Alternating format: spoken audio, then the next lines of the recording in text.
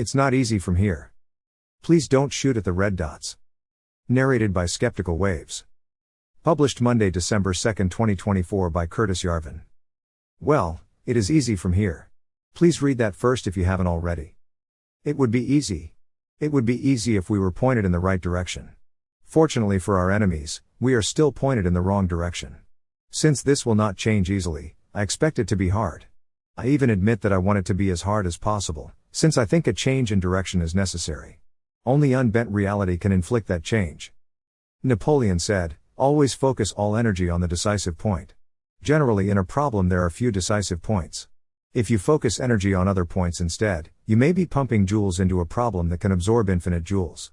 It may heat up and turn white and even spall a little, but you are just not going to make any kind of a hole. Always consider the possibility that you're heating a heat shield. It is always exciting when you pump a lot of energy into some target. But you are always looking for some kind of threshold. What is that threshold, and how close to hitting it actually are you? Do you implicitly expect that 0.1% of the work can trigger some kind of autocatalytic process that will magically do the other 99.9%?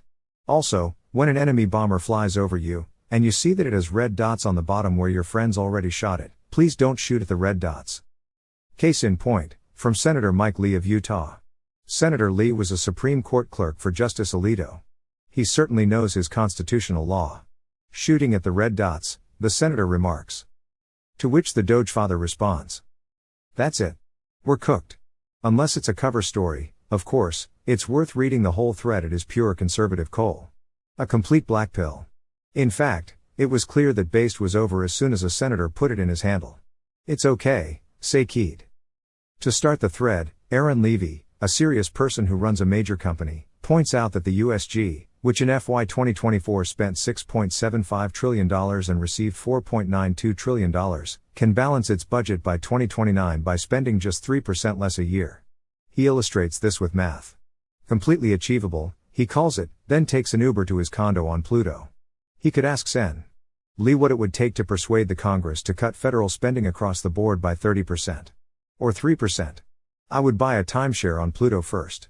Also, sadly, running a deficit is about the 20th biggest problem this screwed up country has. Nothing good will happen in these untied states until the ghost of Ronald Reagan is banished forever from the Republican Party. What did I say about shooting at the red dots? In 1981, America was still a serious country. Compared to now, anyway. It is a fallacy to assume that we can pump more joules into the same target. We have less to pump. When we print out the final report of Doge and put it on a shelf next to the 47-volume work product of Reagan's Grace Commission, which will look more serious. 47 volumes. Think about all the people who put all that work into all those reports. Some of them must still be alive today. They must know that if none of this work had ever been done, the world 40 years later would not be even slightly different. Sad. The basic problem is that there are 3 stages of political enlightenment and we're stuck in the second. Or at least, Mike Lee and Elon Musk are stuck in the second. If they could ever get to the third, continents will shift. But they won't. The stages. Political symbolism is the same as political reality. How can we make political reality match political symbolism? What political reality works best with our political symbolism? You can pump as many joules into number 2 as you want. It is a heat shield. It will heat up and turn white and crackle and pop a little. Maybe some pieces will even fly off. But fundamentally, the system is built to resist the weapon that you are attacking it with. It has been resisting this same attack successfully since 1933, when it was deployed. Please stop shooting at the red dots. What does Mike Lee want? He was a Supreme Court clerk, so he is at least as smart as you or me. In fact, the senator is expressing an important doctrine in American constitutional law, the non-delegation doctrine. This doctrine went to sleep in 1933 and has never woken up. Hilariously, the Wikipedia page for non-delegation in the US is just a link to administrative law legislation delegated to the executive branch. What Mike Lee wants, in fact, is for the United States to revert to its previous form of government. From our Fourth Republic, which is a national administrative state, he wants to go backward to the system of the Third Republic, a national libertarian state. On its face, this seems not unreasonable. Perhaps the senator has even walked around one of our major cities, and observed that every building in America worth saving, not to mention the whole American economy, was inherited from the Third Republic. However, it is worth noting that as a matter of legal history, the Constitution is not a document of the Third Republic, 1861 to 1933, but the second, 1789 to 1861. While our Fourth Republic, as it really exists, would certainly strike the historical drafters of this document as a bizarre mutation of their design, so would the third. The Constitution describes a republic which is federal, not national, an entirely different form of regime. This is why we call states states, a word literally implying full political sovereignty. Few in the 18th century, or for that matter the first half of the 19th, could imagine the Union having either the right or the power to coerce a state to remain in the Union. The real Fourth Republic is the bureaucratization of FDR's de facto monarchy, as encoded in the Administrative Procedure Act of 1946. The Administrative Procedure Act, not the Constitution of 1789, is the legal foundation of the administrative state as we know it today. Well, if you don't count the Civil Rights Act of 1964. Senator Lee's hybrid reverence for the Second and Third Republics, he feels no passion at all, I fear, for the Articles of Confederation, let alone the instrument of government, is a classic case of wanting to make the reality match the symbolism. Obviously, as an American, I have to say it's understandable. I think that in many ways, these regimes and the people who ran them were much better than ours. But they were different regimes. Not only do they not exist anymore, but the forces which destroyed them remained, or so at least we must assume by default, active after their demise. We feel ourselves working against the natural forces of history when we try to restore them, often purely based on a mythical pseudo-history. Revived to gaze upon the present, the statesmen of the time would probably see the impossibility of restoring their past from our present, if only because they would so acutely notice all the ways in which the present is manifestly inferior to the past. Yet there is method in the madness of Senator Lee, and of course of Elon Musk. Let's look at the problem from the point of view of, if Allah will forgive me for using the word, the classic California libertarian. He's already unhappy that I used to be one. The libertarian notices that SpaceX has to submit a 100-page report, or whatever, about the risk that their booster will hit a shark when it lands in the Gulf of Mexico. Then it has to pay $1 million, or whatever, for someone with a master's degree to read it. For 3 months. Or whatever. Whatever it is, it's crazy. Then they learn that this is not even the law. Oh no. It's not a law. It's a rule. Totally different thing. You see, laws are written, preferably on parchment, after some long parliamentary debate among statesmen in top hats who quote aphorisms in Latin. These statesmen were elected, on account of their well-known wisdom, by the holy and sovereign people. Vox populi, vox Dei. That's Latin too. Congress, it's not just an archaic word for the Sex Act. Also, you have to look past the 13% popularity rating. You can see how popular our senators and representatives actually are by the sheer number of people who regularly affix signs with their names to their own front lawns. Defacing your landscaping is the old American way to show deep loyalty and respect. So if it was a law protecting sharks from errant spacecraft, that would be one thing. If this activity was sanctified by Holy Congress, fine. Fiat justitia, ruat caelum. Actually, though, we are just looking at a silly old rule, made not by lawmaking but rulemaking, not in the sacred United States Code, just the inferior code of federal regulations. Every American voter, obviously, knows the difference. So we have a viable legal theory, albeit a Third Republic legal theory, under which this absurd shark rocket rule is no bueno. The non-delegation principle prohibits it. The non-delegation principle prohibits the whole Fourth Republic. But any port in a storm. We start to realize why this dynamic tension between what the regime is, and what it pretends to be, exists. Everyone gets sucked into the lie. Everything about it offers an opening to special pleading, even for its enemies. What would it actually mean to turn the administrative state into a libertarian regime? Let's try to steelman this fantasy. Administrative law is, of course, established by actual law. Congress is fully in charge. Congress just chooses to exercise its power by writing something like, the EPA shall make rules. About the oceans. And stuff. Then the EPA goes and writes all the rules it wants, so long as they are about the oceans. In some sense. These rules are just like laws, except they aren't laws, they're rules. Senator Lee objects to this nonsense, and rightly so. It's half Orwell, half Carroll. But what is his alternative? Of course it's absurd for the US to spend any time or money on protecting Mexican sharks from falling rockets. Then again, it is not absurd for the US to prevent Elon Musk from using gigantic autonomous solar drift nets to vacuum up all the marine protein west of the Antilles, dry it, powder it, mix it with cricket flour, and send it to Mars as astronaut bars. Today, This immense extractive project is barred by fishing rules in the Code of Federal Regulations. How would it work in Senator Lee's revived libertarian Third Republic, in which the Congress does not delegate most of its lawmaking power to unelected bureaucrats? Of course, there is no real way to restore the non-delegation principle of 1925 or the libertarian regime of 1925. We can pretend, though. Because the Third Republic was operating under the same nominal constitution as the Fourth, we can pretend to be turning the clock back on this or that, not as a way to actually turn the clock back, just as an excuse to get what we actually want. It's a port in a storm, just another club in the endless wrestle of Washington, D.C. This is why the alliance between libertarian voters and corporate lobbyists has been so fruitful for the latter. The general principle of the former is their special pleading. Elon Musk definitely does not realize he is being herded into this trap. Does Senator Lee realize he is playing the Judas goat? It is stunning to realize the Orwellian level of the language this regime uses for itself. Congress did not delegate most of its power to unelected bureaucrats. First of all, there is no actual delegation going on, because there is no actual executive branch. There is only an administrative branch, which is fundamentally a part of Congress. Just as the president is not actually a president and does not actually command like a CEO, Congress is not a lawmaking body and does not actually debate or make laws. There are no meaningful debates. Bills are passed, but little of the language in these bills is anything the founders would recognize as law. It is budget, policy, procedure. It is administration. Congress has much the same role as the Central Committee in the USSR or the European Commission in the EU. But with elections. But no election in the lifetime of the Fourth Republic has come close to disturbing this system. So at the level of his real job, Senator Lee just needs another weapon to give lobbyists what they want, and, of course, deserve. Non-delegation is just another legal device.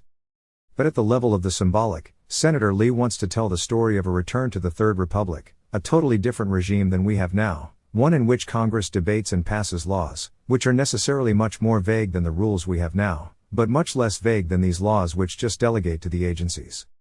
In this libertarian republic, the law says something like, SpaceX must not cause any significant damage to the Gulf ecosystem. How do we tell what is significant? Well, we have a court. Strangely enough, we already use courts this way. Hence Justice Sotomayor, probably not a favorite of Senator Lee, was so incautious as to blurt out at a symposium that a court of appeals is where policy is made. Then, our circumspect jurist remarked, I know this is on tape, and I should never say that. In the presence of the symbol, it is important to never mention the reality. What's weird is that libertarians like Senator Lee are supposedly not fans of judicial activism at all. Yet their antipathy to regulatory bureaucrats leaves a power vacuum that can only be filled by judicial bureaucrats. At least the regulatory bureaucrats might have a chance of knowing something about either sharks or rockets. Senators and even their staffs are not going to become shark experts, they have to delegate it to someone.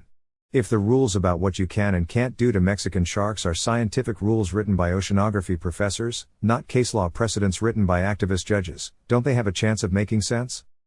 Maybe they do. But they don't make sense. So obviously, something is wrong. But, isn't a 3-month politicized delay way better than some politicized black-robed dictator with a court? How did these things work in the Third Republic, anyway? These things didn't work all that well in the Third Republic, as all the Prague history books will tell you. Environmental protection was not a strength. But also, what was great about America 100 years ago was that it was still a third world country in certain ways. Therefore, there was more lubricating corruption. You could always pay people to get things through. It was more like China, including the part about, like, actually making stuff. It was a different system. It had different pros and different cons. If it was possible to migrating back to this different system, it would take just as much power as migrating to any other system. Or more, because the system is inherently allergic to its ancestor. Once we accept that the Fourth Republic is our real regime, which cannot be inferred in any way from the Constitution, we are at stage 2 of the above. We know that the executive branch is not an executive branch, the legislative branch is not a legislative branch, and the judicial branch is not, just, a judicial branch. We are terrified by the realization that we are operating a completely unconstitutional regime and feel the immediate need to restore the rule of the Holy Constitution, which will fix everything. The moment of Satori occurs when we drop our mythic attachment to the past. All that is required, if that is that we keep the symbolism. We do not have to believe in any of it. American progressives have not actually believed in the Constitution for a century. They seem to be doing just fine with that. Why can't we? Rather, The question is, what form of government, consistent with the Constitution just as our present regime is consistent with the Constitution, would be ideal for America in the early 21st century? Once we know that form, how can we get there? FDR himself, in his first inaugural, observed that the Constitution is no great barrier to any form of government.